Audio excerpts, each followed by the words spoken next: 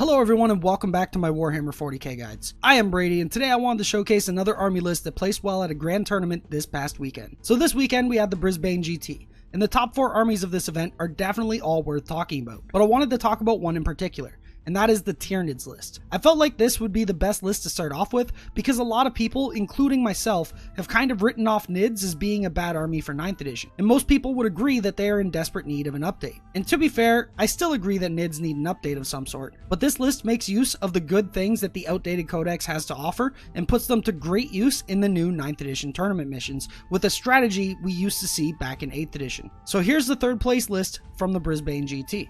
So this list has 3 different detachments. A Tyranid battalion, which is a custom hive fleet, making use of adaptive exoskeleton and shrewd predators. For the HQ choices, they went with 3 broodlords, mainly for their synapse bubble, but also because they come with some psychic spells and they're pretty decent in melee. 3 units of 24 termagants and 2 units of 10 hormagaunts. The second detachment is a Tyranid patrol, which is the same hive fleet as above, making use of Old One Eye as just a really big beat stick that gets protection from the million termagants walking up the board in front of him. And speaking of a million termagants, we got 3 more units of 25 termagants, 3 venom thropes, which make the termagants -1 to hit when they're within range, or are basically a distraction carnifex, so to speak, that forces your opponent to have to shoot at them, which in this army is actually a good thing because you want your termagants to live for this strategy to work, which I will get into in a minute.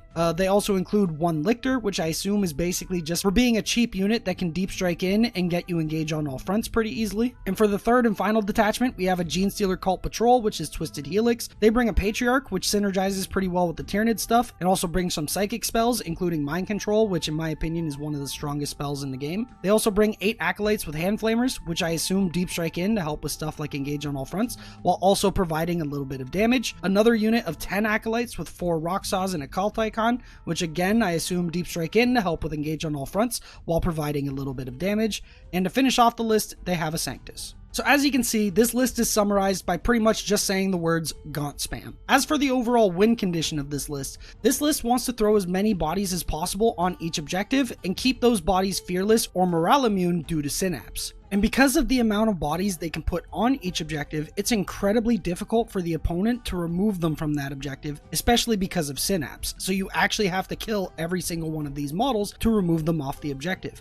On top of that, all of these models are objective secured. And as we've seen in the meta, not a lot of armies are spamming objective secured, and even if they were, they would have a lot less objective secured models than this list brings. And the second part of this army's win condition is denying primary scoring from the opponent. Because every time your opponent puts like 5 to 10 models on an objective, you just swarm that objective with 25 objective secured bodies. So you don't even have to kill that unit, you just have to go and stand there so that they don't score the primary points on their following turn. So this list is incredibly good at denying primary scoring from the opponent because of the amount of bodies that they can easily throw onto an objective to deny them from holding it. And it's also incredibly good at scoring the primary because it has so many fearless bodies it can throw onto objectives that the opponent has a hard time removing them or outnumbering them with their own objective secured models. So this list is amazingly good at securing winning the primary. So now let's get into the secondaries. When it comes to the secondaries for this list, the secondaries you should be picking are all about movement. For example, stuff like engage on all fronts and deploy scramblers.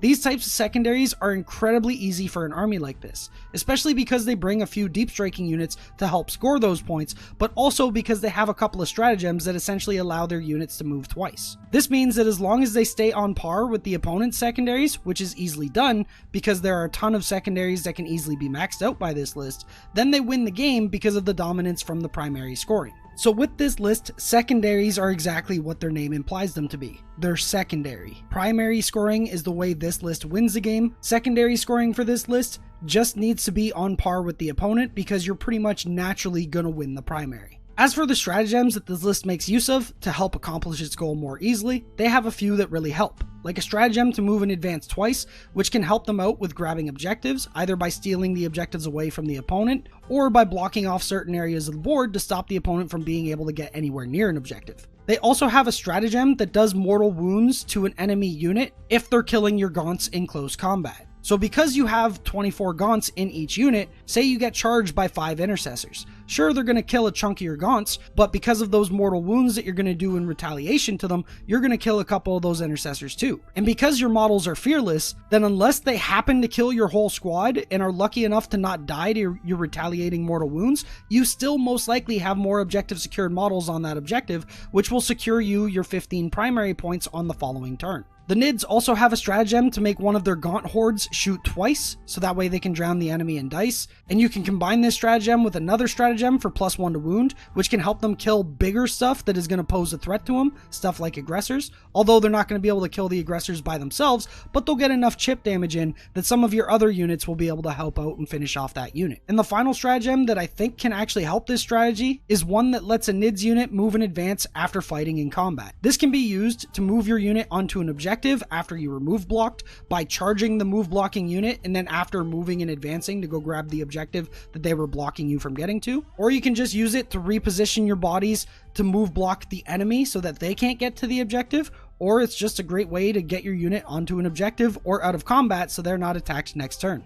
I'm sure there are probably more stratagems that can be used situationally as well, but those are the stratagems that are definitely tools that can be used every game to help this build achieve its goal of controlling the board and winning the primary. With all of that said though, I think this style of list only works in the current meta.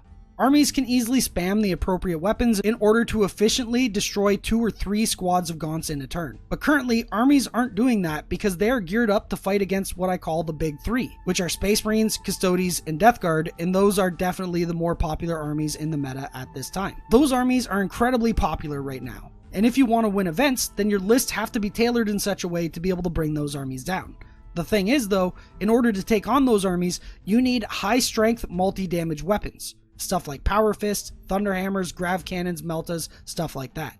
But against a horde army like this Nids list, you need more shots over strength and multi-damage, so stuff like Hurricane Bolters, Assault Cannons, and Chainswords. Sure, those types of weapons are seen in the meta currently, but not at the level needed to efficiently deal with as many bodies as this Nids list has. So this Nids list, in my eyes, is essentially an anti-meta list. Not in the sense that it can kill those meta armies, but in the sense that it just brings so many bodies that those meta lists aren't necessarily capable of handling this build very easily. With that said, even in today's meta, from my experience against these types of armies in the past, these lists usually win on points, but lose a way bigger portion of their army when compared to their opponent. But that's just how the list works though. Drown the opponent in bodies in favor of scoring. So even in the current meta, there are definitely armies that can kill a ton of these models over the course of a 5-turn game, but they don't do it quick enough to stop the Nids from outscoring them. Another contributing factor to hordes doing better than people expected is one thing that I don't think many people considered, and that is that games in 9th edition only last until turn 5 now. These types of horde armies usually take over the board early game and then lose steam in the later game after losing about 100 plus models. With 9th edition missions only lasting 5 turns, this means the opponent usually doesn't have enough time to push the horde back over the beginning of the game and then walk over their corpses to grab objectives and win the late game. In 8th edition ITC missions, games lasted 6 turns instead of 5, which gave an extra late game turn to the opponent to score some more points, because early game and late game were essentially separated by 3 turns each. But now that there's only 5 turns in the game now, early game is basically the first 3 turns and the late game is the final 2 turns. So that's 1 less turn for the opponent to actually score and make a bigger difference than you'd expect. So because there's less turns in these missions, early game horde armies that want to just swarm the board, don't care about losing a million models as long as they score their points, actually benefit from only having the 5 turns. So yeah, that was just one thing that I wanted to mention. So anyways, my final thoughts on this list. If these style of horde armies become more popular in the meta and actually become meta themselves, then we will most likely see a shift in the meta for armies to bring more anti-horde weaponry, which will make these types of lists less viable. But that's only if these lists become more popular. Because if it stays something like 8 armies for every 1 horde army at a tournament, and I'm making these numbers up by the way, but I would assume it's close to that ratio currently, you would still need to build your list to beat those elites because odds are you'll face off against more of those at the tournament. And if you were to tailor your list to beat that 1 horde army you might face at the tournament, then you'll most likely lose to the 5 elite armies that you face at that tournament. So it's a balancing act of adding just enough tech to face off against the hordes while they're only slightly popular, but not too much that it hurts your army against the elite builds that you're more likely to face. But if the meta does flip-flop and it becomes very horde favored, then that's the time to go full out into anti-horde and only have a few tech choices to beat the elite armies. It's a cool little balancing act within army building, and it definitely helps out the players who accurately predict the meta for the tournament that they are going to be attending. And that's going to be it for this video. If you enjoyed it, don't forget to hit that like button since it does help out the video with the YouTube algorithm. And if you're new to the channel but enjoy the content, don't forget to subscribe and hit that bell icon to be notified when I make new videos. I am planning on releasing a new series of videos very soon, and I think you'll all enjoy them. I plan on going back to the channel's roots and making tactical guides, so I got a lot of ideas that I think you'll all enjoy. And that should help you guys win some more games of Warhammer 40k. With that said, if you want to help out the channel so that I can continue making content like this, consider making a pledge on Patreon. Patreon is the main source of income for the channel, and it's what allows me to make content like this. On Patreon, I offer a ton of different rewards for each pledge as well. Stuff like exclusive access to the Almost Pro Gaming Discord server, monthly tabletop simulator tournaments for patrons, one-on-one coaching, custom list building, and much more. So if you want to give back to the channel and get some rewards for doing so,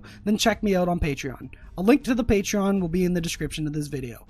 With that said, thanks to all my current and past patrons for helping support the channel. Without you guys and gals, the channel definitely would not be where it's at today. And also thanks to all you regular viewers as well that enjoy watching my videos and sharing them with your friends. I love all of you and can't thank you all enough. And I guess that's it.